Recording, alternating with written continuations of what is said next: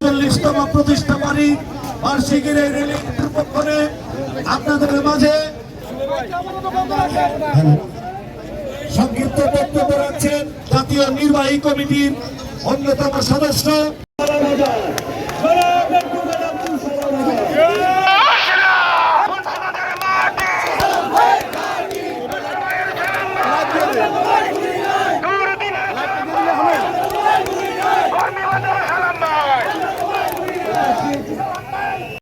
সরকার এই নির্বাচন নিয়ে